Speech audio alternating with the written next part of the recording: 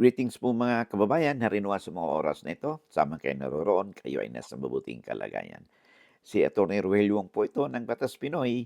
Ang ating pong channel, isa pong legally public service program ninyong lingkod in collaboration with the Integrated Bar of the Philippines, Manila Port Chapter. Alright. So, okay, bago tayo magpatuloy, I would like to make use of this opportunity, no, to to announce yung good news po natin.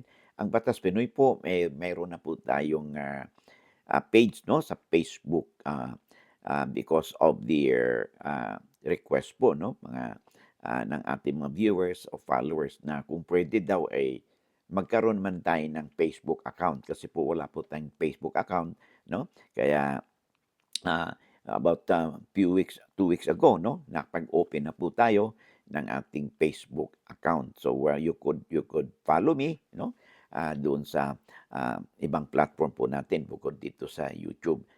At kung meron po kayong Facebook account, no, or perhaps you could, your friends, no, kaibigan po ninyo, kamag-anak po ninyo na meron silang Facebook account, no, ay paki-share naman po, no, sa kanila yung good news na ang Batas Pinoy po ay meron na po tayong page, no, sa Facebook account po natin. Paki-search lang po, no, Batas Pinoy po. And then madagdagan po ang ating platform, no, na makapagbigay pa po tayo ng legal na impormasyon o kaalaman sa ating mga kaibigan, kababayan, no?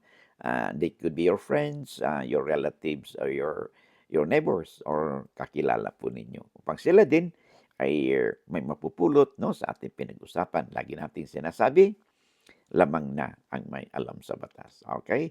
Maraming salamat. Okay, so ang bigyan po natin ng daan ay ang ay ang sulat po sa atin ah, ni Joe Marcerteza 3426. Okay, sabi niya dito, good day, attorney. Ano po ang gawin namin? Yung lupa na iniwan ng ninono ko, naibenta ang kalahati. Pero buo ang napatituluhan ng bumili. Pero nakalagay po sa bintahan, kalahati lang talaga ang bilihan. Alright, okay. Well, kayo na mismo nagsabi, no? Maliwanag, nagkaroon tayo ng bentahan, okay? At ang nakalagay talaga doon sa bintahan ay suppose kasi sinabi nyo ay merong nakalagay sa bintahan na kalahati lang. So that means meron kayong pinanghawakan na papel, okay? So dahil may pinanghawakan kayong papel at napatituluhan nito, we could assume na yung deed of sale ninyo ay notarized yun, okay? Now, so well, ang nangyari, kalahati lang naibenta, in short, portion lang ang naibenta. Pero ang nangyari ay napatituluhan nung buyer ang buong property na inaibenta, no? Na supposed to be kalahati lang o portion lang nito, pero napatituluhan ng buyer ang buong property. So ano daw po ang kanilang maring gawin? Okay, ganito yan. Well, dahil meron kayong basihan, meron kayong papel, no? Meron kayong deed of sale na nakalagay doon portion lang. So, assuming na lang natin na sa inyong deed of sale nakalagay doon ay 1,000 square meters, okay? Ang naibenta. Pero it turned out nung napatituluhan ito at nagiging buo, no? Nagiging 2,000 square meters, abay pwede ninyong habulin po ito, no? Mahabol po nito at ang gagawin po ninyo ay makipag-ugnayan kayo sa inyong lawyer, no? And makapag-file kayo ng affidavit of adverse claim, no, dito sa lupa and then within 30 days from the filing of the adverse claim. So ano ba yung adverse claim na yan? Ito pong adverse claim po, ito po isa pong lien, no, kung tawagin natin, na kung saan ay ang sino mang tao na may interest doon sa lupang iyon ay maaari siyang mag-file ng kanyang claim, no, doon sa lupa, no. Kailangan mayroon siyang pruweba na siya ay may interest doon sa lupa. Tulad ninyo, ang ibinenta ng inyong ninuno ay kalahating portion lang o portion lang. Pero ang nangyari, napatituluhan ng buo, no, yung lupa. So mayroon kayong tinatawag na excuse me, na legal interest doon sa lupa na maging basehan ninyo na sa pag-file nyo ng adverse claim. Now, within 30 days, no, from the filing of the adverse claim, ay dapat mag-file na kayo ng petition sa inyong through your lawyer, no, for reconveyance, no, and their partial cancellation, no, of the title kasi biro ninyo ay kalahati lang yung na binenta na patituluhan na, or the declaration of nullity, no, doon sa partial uh, uh, partial declaration of nullity doon sa ginawang deed of sale kasi maliwanag naman ang nakalagay sa deed of sale kalahati lang o portion lang pero napatituluhan ay buo. So through your lawyer, you can ask your lawyer to, alam na lawyer ninyo yun, no?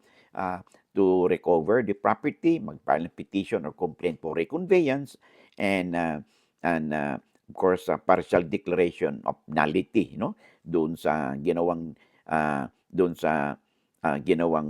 naging bilihan na naging basihan na kung saan ay imbis na kalahati lang ang binenta, ay bakit napatituluhan yung buong lupa.